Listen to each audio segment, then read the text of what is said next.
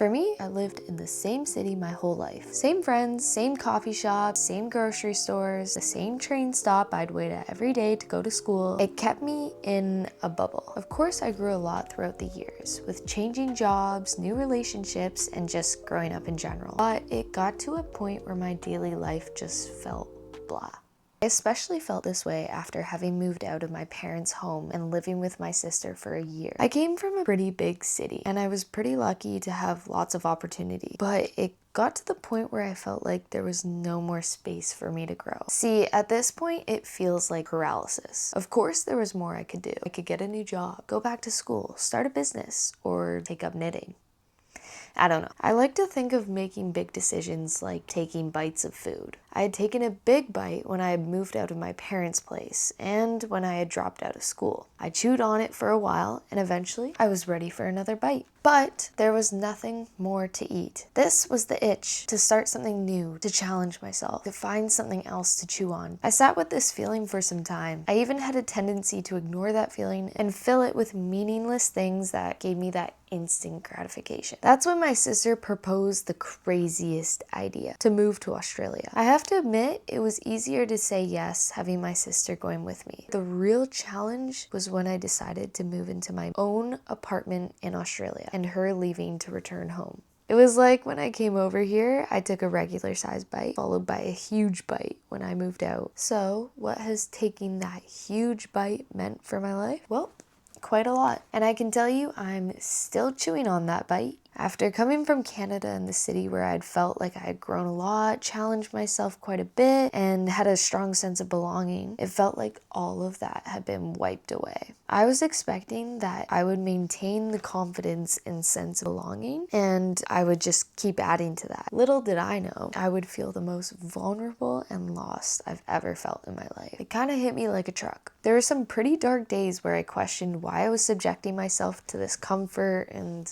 the solitude. Back home, I was able to find new opportunities through connections, like my old serving job. I landed that one by speaking to a friend who knew the manager. Here, I've had to create my own opportunity. I had to apply for dozens of jobs to get my first job. There's proof of that in my first video. I buy my own food, I cook my own meals, I take care of the apartment that I share with 2 other roommates. I decide how I fill up my time. It's up to me how well I decide to take care of my physical health. During times where I feel lonely, it's up to me to comfort myself. It's all completely up to me, which can be terrifying. But throughout the process, I found a lot of beauty in the darkness. And that's the key. 6 months ago, I never would have thought about taking myself out and enjoying it. Just last week, I was able to spend my whole birthday alone. The truth is, even though it feels like all the progress and growth I made back in Canada has been wiped away, it hasn't. In fact, it's thanks to all those past experiences why I've been able to take on a challenge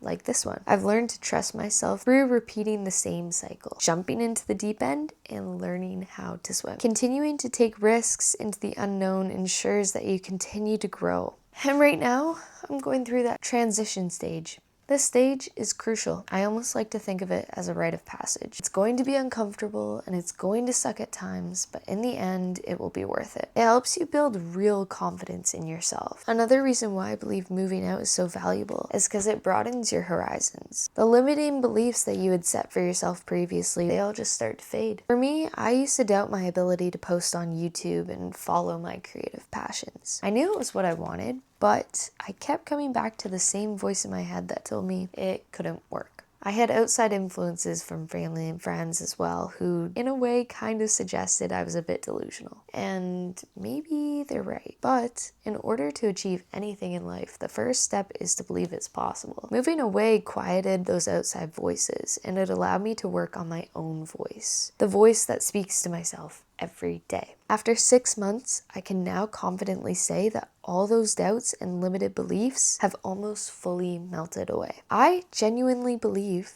that I can be a YouTuber and that I can turn my creative passions into something beautiful. The world feels so much bigger and more colorful when you allow yourself to dream big. It's also allowed me to realize that there is no single right or wrong path. Everyone is on their own journey and there's no timeline you need to follow. The more time you spend worrying about a timeline or the correct path to take, the less time you get to actually try various paths and walks of life. I recently met someone who's 42 years old and he is just going back to school. A lot of people prejudge him for that and they think, wow, he must be struggling, going back to school at the age of 42. But he was one of the happiest people I've ever met.